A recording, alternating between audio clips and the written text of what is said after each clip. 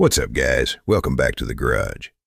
Right now, a 1,600 horsepower rear-wheel drive monster from Sweden is rewriting the laws of physics on standard street tires. Meanwhile, Porsche is busy building real-life Toy Story cars, BMW is turning the legendary M3 into a digital toaster, and Audi just built a €500,000 brick. Today, we are separating the real engineering from the corporate scams, starting with the true reality behind the Porsche Taycan. Who is actually keeping the automotive soul alive? Let's get into it. Guys, let's be real for a second. Have you looked at new cars lately? It's a tragedy. Everything looks like a melted bar of soap or a giant rolling iPad. Manufacturers have completely forgotten that a car isn't just a device to transport your body from point A to point B.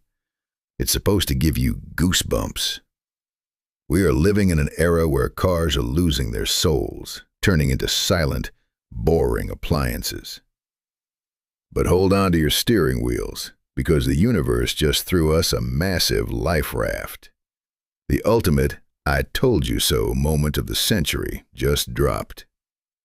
The brand new big boss of Porsche, Michael Leiters, basically went on stage in Germany, looked at all the tech bro executives, and admitted that the electric Taycan fantasy has officially crashed into a concrete wall.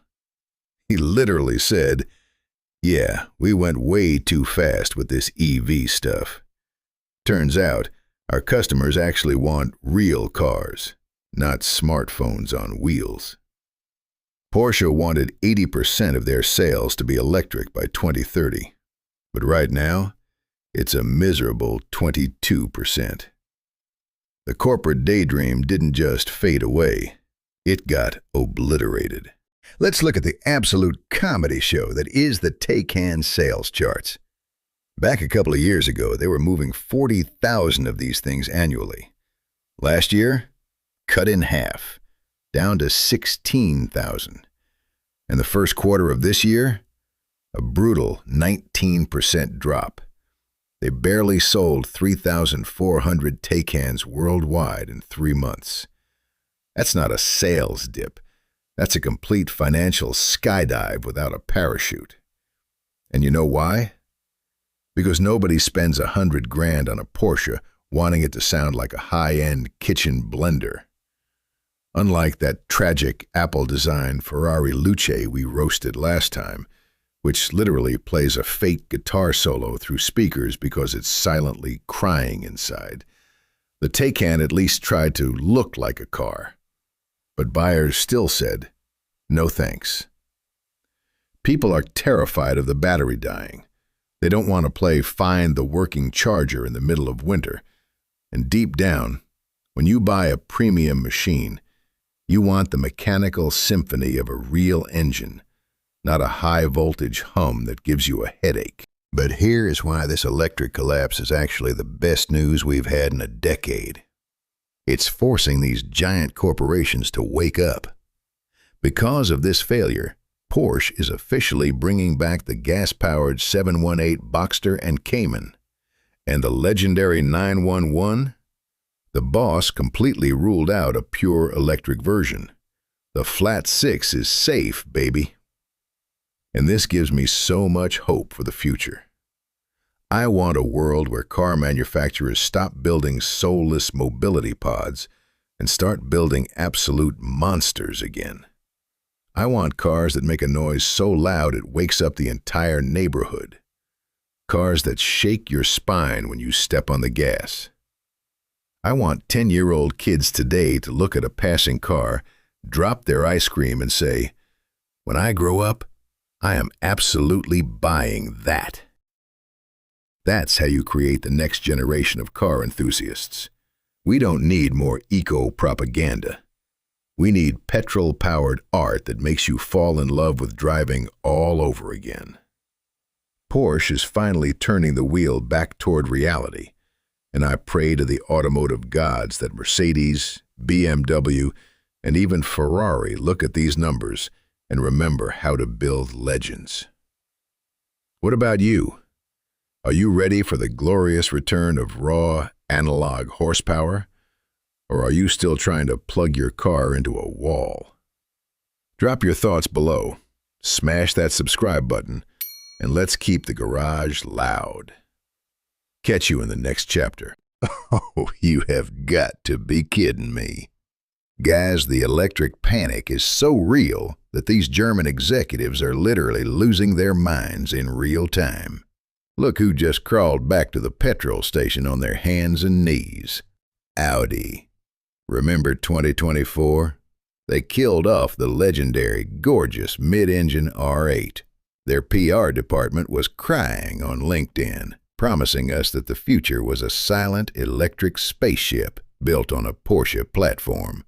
But then 2025 hit, EV sales tanked, and Audi caught a massive panic attack. They threw their electric blueprints in the trash, ran to their Italian cousins at Lamborghini, knocked on the door and said, "Please, let us borrow your new Temerario underpinnings." And that's how we got this. The Audi Nuvolari, a limited edition 499-unit Halo car, meant to save their reputation. But oh boy, we need to talk about how it looks. Audi's marketing team is calling this design a minimalist philosophy inspired by the 1930s. Do you know what that means in marketing speak?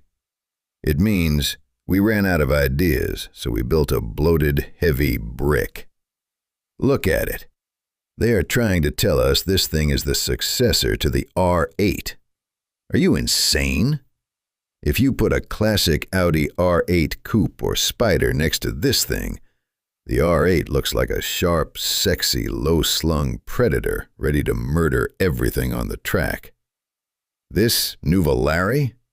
It looks like a high-tech corporate stone. It looks like a fat, heavy behemoth that spent too much time in a Silicon Valley cafeteria.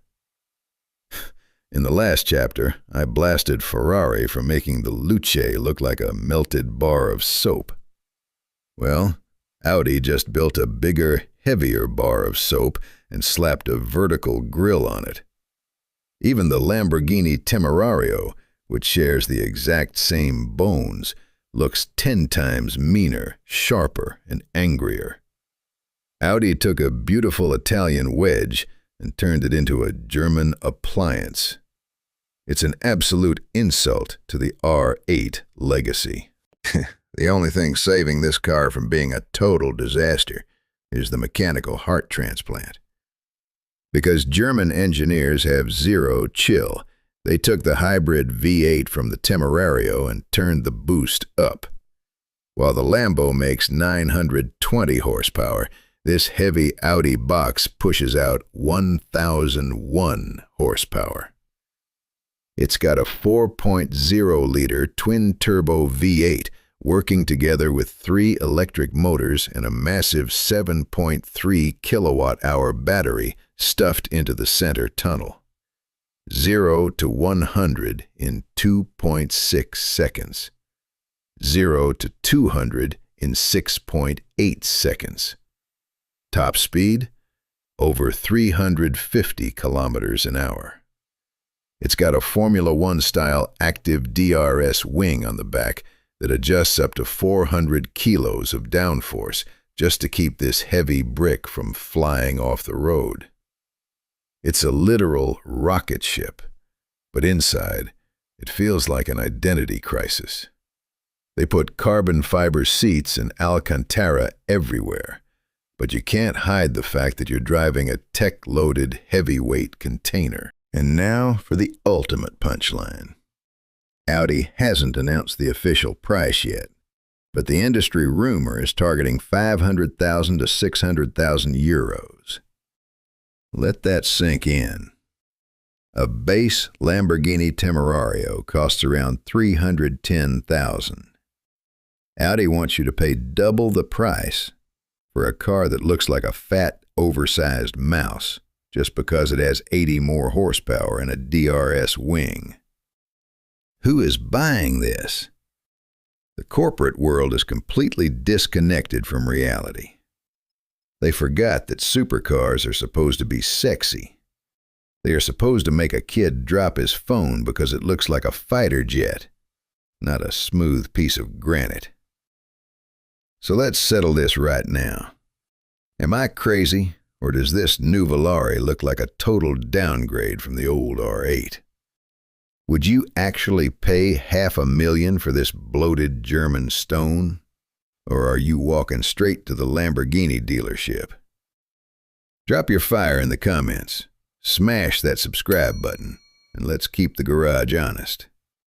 See you in the next one. Brilliant. Just brilliant. Let's all stand up and applaud the marketing geniuses in Munich. They chose the legendary 24 Hours of Le Mans, the absolute temple of petrol, sweat, and screaming endurance engines, to officially tell us that the iconic BMW M3 is dead. They call it the BMW M Concept Neue Klasse. I call it a giant rolling Duracell battery pack wrapped in a design that looks like a high-tech kitchen appliance. This is the blueprint for the upcoming i3M. And I am seeing these corporate shill journalists online pretending to be excited. They are looking at this plastic electric box and saying, "Oh, look how futuristic." Are you blind? Have we completely lost our minds and our taste in cars? They want us to celebrate the fact that the greatest sports sedan in human history is being turned into a silent simulator that runs from one charging station to the next. Let's take a trip down memory lane. Back to when BMW actually knew how to build an aggressive, status-driven machine. Remember 10 or 20 years ago? Think about the E46 M3. Think about the absolute masterpiece of the F-generation M cars. Back then, when a new M3 rolled down the street, it was an event. It was pure automotive royalty. Kids would literally snap their necks turning around, dropping their ice cream, drooling on the pavement. Every beautiful girl would stop and look, and every single driver stuck in traffic was crying inside, wishing they were behind that wheel. It had a predatory stance, those flared arches, and an engine note that gave you goosebumps. And now look at this Neue Klasse garbage. Look at what they did to the 7 Series, the 5 Series, and now this. Can you honestly look a die-hard BMW fan in the eye, someone who grew up dreaming of an E46, and tell them their jaw is going to drop over this melted piece of soap? No. It looks like a cheap sci-fi prop. And here is a reality check for the Munich executives who think they are geniuses. The E46 chassis didn't just win races, it conquered the world. It pushed the 3 Series platform to historic sales numbers, moving over several million cars across its life cycle. BMW hasn't even come close to touching that legendary record with their new, oversized grille monstrosities. Because people don't want to buy an expensive smartphone with wheels. They want a car with a soul. But wait, the PR department says, "But Hudson, it has 4 electric motors.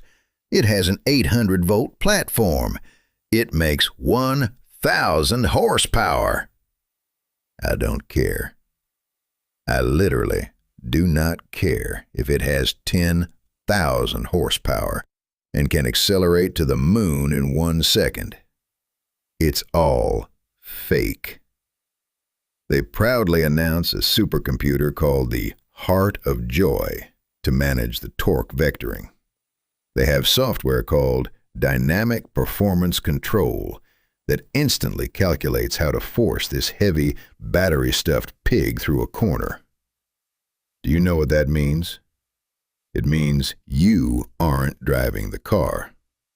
The supercomputer is driving, and you are just a passenger holding a video game controller. There is no roaring straight 6, no mechanical feedback through your hands, no smell of fuel. It's just silent, clinical, digital speed. It's a 100 kilowatt-hour prison. They even put a roll cage inside the concept cabin and 4 carbon bucket seats with 5-point harnesses. Who are you trying to fool, BMW? You are putting a racing harness inside a computer. It's pathetic. And don't let them comfort you with that pathetic little corporate loophole where they say, "Oh, don't worry. We are also making a hybrid version with a straight-six petrol engine." We all know how that story ends. It's a slow, painful death. It's a transition drug designed to make you accept the electric future. The era of the pure, loud, unadulterated petrol M3 is officially over. If this concept neue Klasse is what the future looks like, then count me out.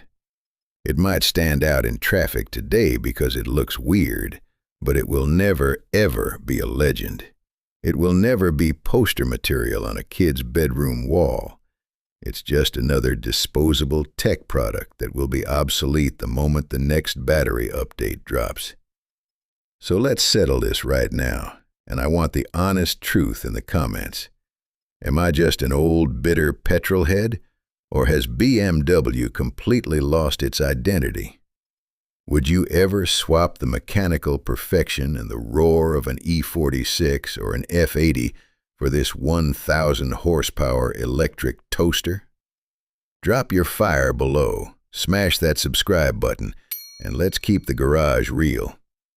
See you in the next one. Forget everything we just said about German battery packs and corporate focus groups. Purge your mind. Because while Audi and BMW are losing their minds trying to turn classic names into high-tech kitchen appliances, a bunch of absolute madmen in Sweden just went to an old military airfield in Ängelholm and did something completely illegal. It was June 6th, Sweden's National Day, and instead of waving flags, Christian von Koenigsegg decided to let the Jesko Absolut off its leash. Now wait, before you think this is just another overhyped internet video, listen to the conditions. This wasn't a perfectly prepped, sticky drag strip covered in chemical resin. This was a raw, dusty, regular asphalt runway. They didn't even use bespoke drag racing slicks. The car was sitting on standard Michelin production tires that you can buy at a store. And what happened next didn't just break records. It completely violated the laws of physics. To understand how insane this is, we have to talk about Bugatti. For years, the Chiron Supersport 300 Plus was the undisputed king of straight-line speed. The Chiron is a rolling fortress. 4 turbochargers, 16 cylinders, a massive all-wheel drive system, and a price tag that looks like a country's GDP. But look at what this rear-wheel drive Swedish monster did to the history books. The Jesko Absolut launched from a standstill and hit 100 kilometers per hour in 2.35 seconds. It blasted past 200 in 4.88 seconds, and it hit 300 kilometers an hour in just 8.3 seconds. Do you understand how fast that is?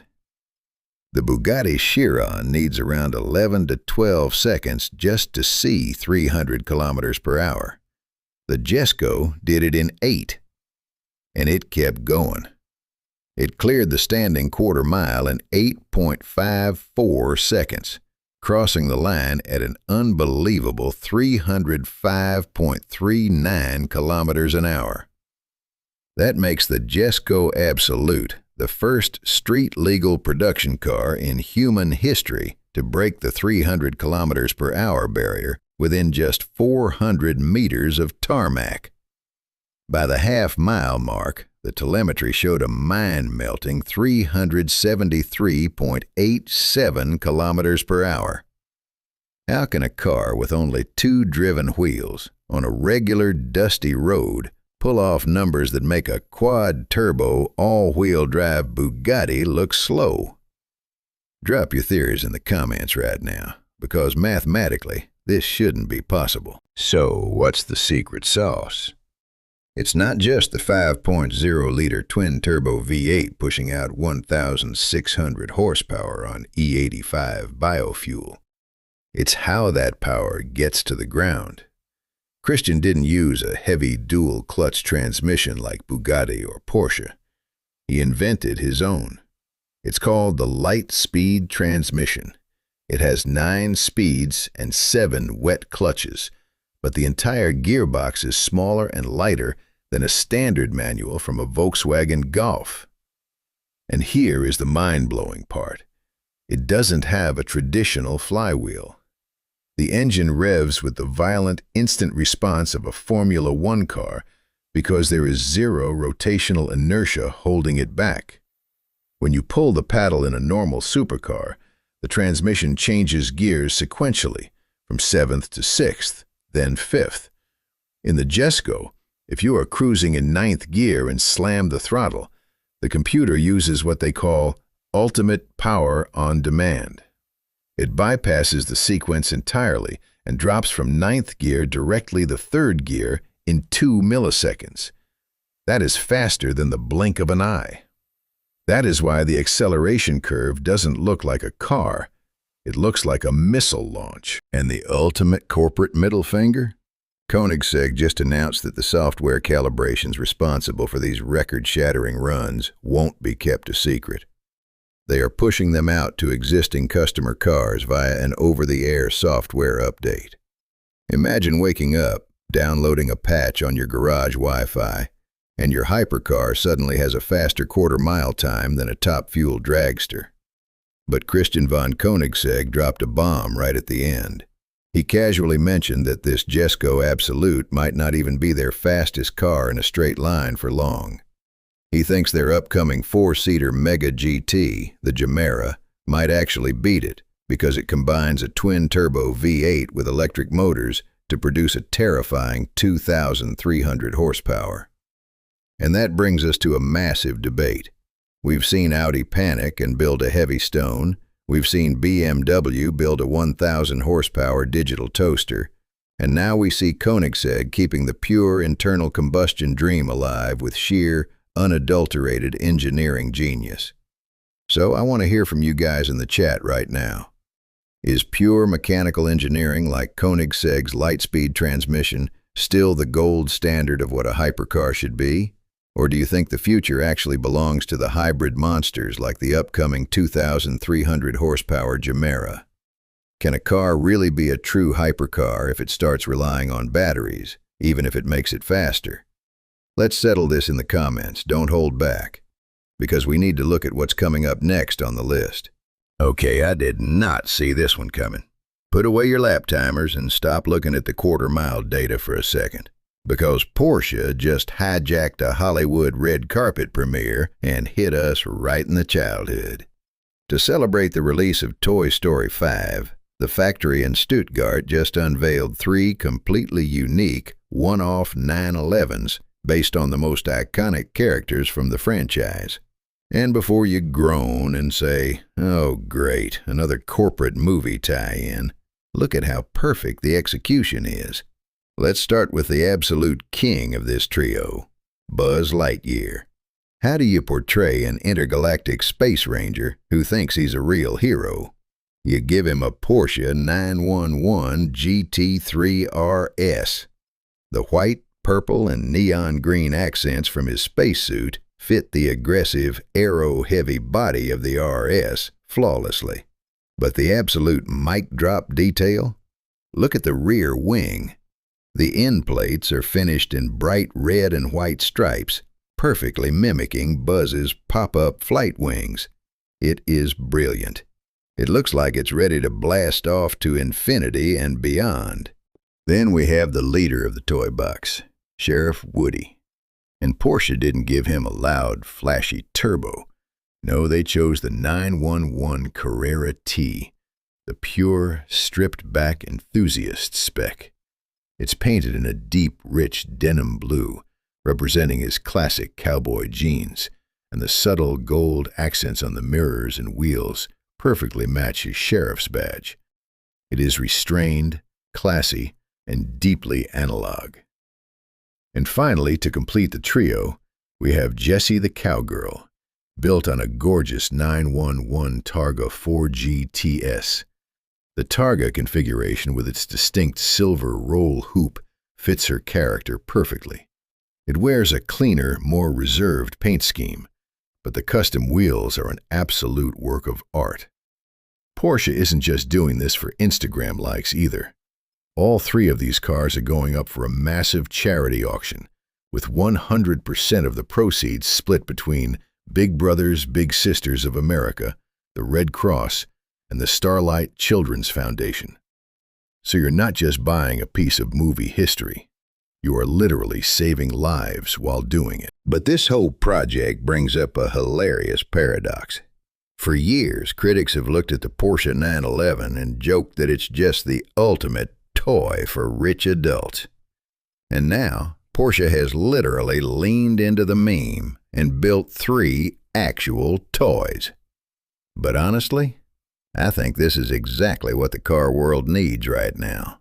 We spend so much time fighting over electric range, torque vectoring supercomputers, and carbon emission penalties. Sometimes we forget that cars are supposed to make us smile. They are supposed to trigger that same childlike wonder we had when we were playing with plastic figures on our bedroom floor. So let's throw this over to you guys. If you had a blank check for the upcoming charity auction, which one of these 3 are you taking home?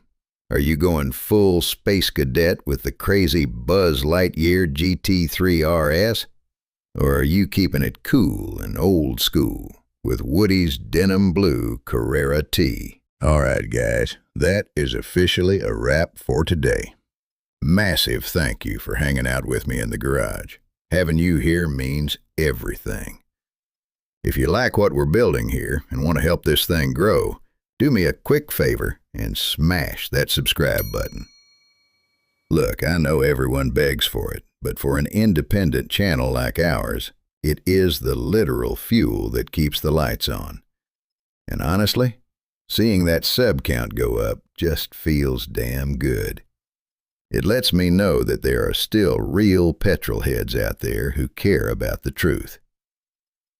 Before you roll out, drop a comment below and tell me, what car or what absolute drama do you want us to tear apart in the next video? Give me your best shots, keep the garage real, and I'll see you in the next one.